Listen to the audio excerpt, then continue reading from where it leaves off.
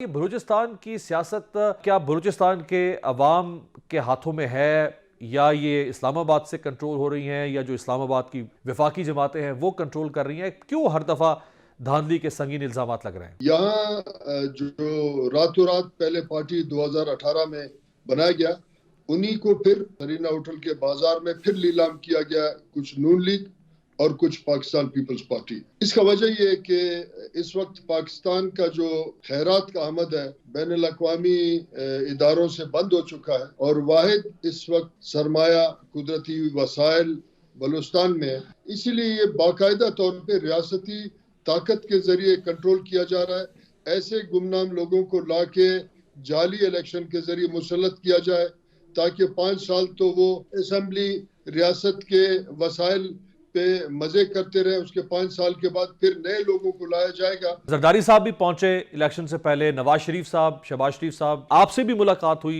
शरीफ बरादरान की। इलेक्शन से पहले कुछ हुआ है या शाम 5 बजे के बाद कुछ हुआ है इलेक्शन के? पॉलिटिकल इंजीनियरिंग कहते हैं, ये इलेक्शन से पहले ही था और फिर इलेक्शन के दौरान भी ये सब कुछ किया गया। और ये सब कुछ इसलिए किया गया कि यहाँ ऐसे लोगों को लाया जाए जो इसी पे ही खुश हो कि वो एमएनए या एमपीए बन गए और लूटमार अपने जगह पे बरकरार हो। ये दोनों इलेक्शन से पहले भी ये सब कुछ किया गया। जिस बाप पार्टी को ब्रिगेडियर खालिद फ्रॉड ने बनाया, फिर उनको फिर थोड़ा थोड़ा करके बाकी पार्टियों में तकसीम किया गया ताकि यहाँ ऑपोजिशन रहे ही नहीं। आसिफ अली जरदारी का पहले ही रेको देख पे नजर था, अब तो उसको बेच दिया पिछले हुकूमत ने। यहाँ के लोगों को पहले बंदूक के जरिए कंट्रोल किया जाता था, अब जाली कानून साजी के जरिए कौमी असेंबली और सूबाई असेंबली में। तो ये बाकायदा पॉलिटिकल इंजीनियरिंग हुआ है, इसमें कोई शफाफ इलेक्शन नहीं हुआ। पिछले सेनेट में 22 ऐसे जिंदा लाशों को बिठाया गया, 70 करोड़ में एक सेनेट का सीट बिका। अभी भी इसी किस्म के आवाजें आ रहे हैं, इसी किस्म के वीडियोस शवाहिद आ रहे हैं कि जहां भी कुछ लोग हारे थे, कहीं उनको जिससे ज्यादा बोली लगा उसको ये सीट दे दिए। कुछ लोग 8 फरवरी को अमीर हो गए और कुछ लोग अब आगे अगले माह मार्च में सेनेट इलेक्शन होगा, कुछ उसमें अमीर हो जाएंगे। जो लोग 8 फरवरी को अमीर हुए उनका तो ट्रांसफर हो जाएगा कुछ अरसे बाद, उनको तो हमदर्दी दिलचस्पी इस रियासत के साथ नहीं है। मगर जो लोग जिन्होंने सरमाया लगाया वो फिर लूटमार करेंगे।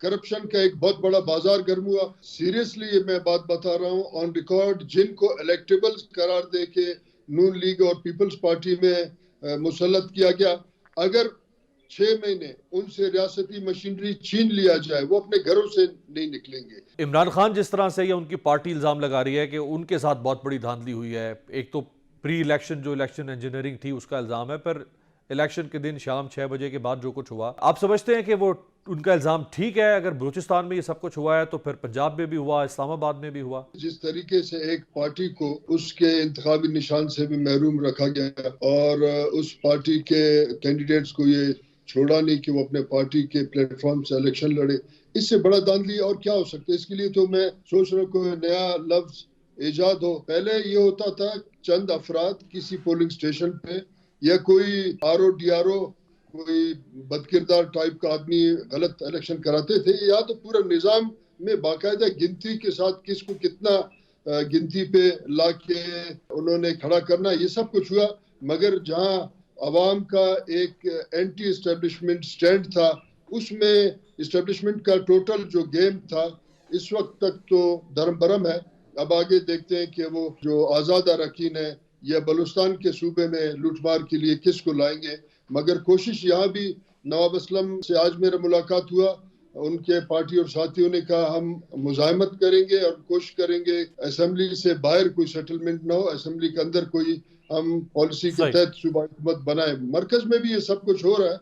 अब देखें कि हम किस नहज पे हमने इस मुल्क को लाके खड़ा किया जहाँ आम लोगों का अपने रियासत और रियासत के इदारों से इत्मीनान उठ चुका है।